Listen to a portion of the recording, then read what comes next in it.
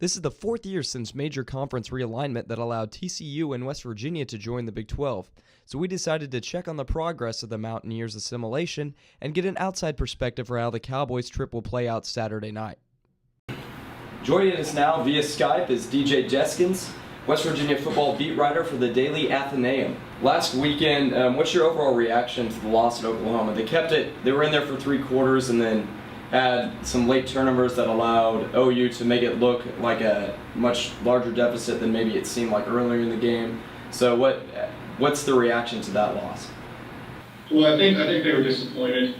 I think a lot of people thought Oklahoma was going to win, probably by that score, but the feelings here and in the program were that they could beat Oklahoma and they could show that they were the real deal on both offense and defense. A lot of mistakes were made. Skylar Howard overthrew and just flat out missed a lot of his receivers.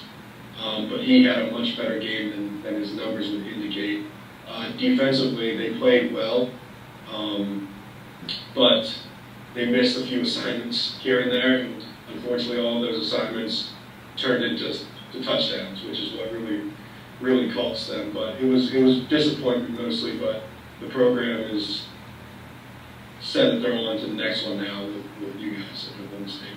Sticking with defense, what problems are they going to try to create for Oklahoma State running that 3-3-5? Do you think they're going to stay in that? Do you think they're going to try to crowd the box, or what strategy do you think, or what approach do you think they're going to take this weekend? Well, defensive coordinator Tony Gibson is pretty adamant about sticking with that 3-3-5. He thinks it really works. He really likes it, and it's proven to work pretty well. They're always going to rush the front three with Rose, Chuku, and Jefferson. They'll try and take up as many of the offensive linemen as they can, because rushing 3 against 5 is not good numbers. But Gibson likes to blitz a lot.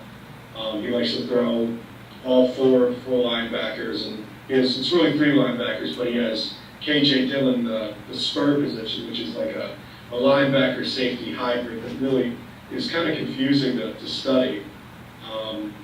But they also probably have one of the better secondaries in the country, if not the conference, with Carl Joseph and Trayvon Henry and Terrell Chestnut. So they're going to try and put a lot of pressure on Rudolph and make him get rid of the ball early and force turnovers, getting a pick, or even creating a fumble with some big hits. And ultimately, how do you see this weekend playing out? Well, I think it's going to be really, really close. It's going to be a really good game. We've had a couple of games in the past. West Virginia's won the past couple of seasons last year fairly convincingly, but I mean, they're pretty evenly matched programs. They're pretty similar. They both throw the ball really well. They both run the ball really well. Good defenses. I think West Virginia will edge it out a little bit, and there's a little bit of bias in that, but I think West Virginia will edge it out just a little bit. I think they're looking to rebound off of last week, and they'll have a little bit of extra hype going into it, especially because it is a night game and it's going to be loud and it's going to be exciting on national TV. It's going to be a really fun game to watch, but I think they just narrowly edge out Oklahoma State. DJ, thank you so much for joining us, and best of luck covering the game this weekend, and we'll see how your predictions turned out. Appreciate your time. Thank you.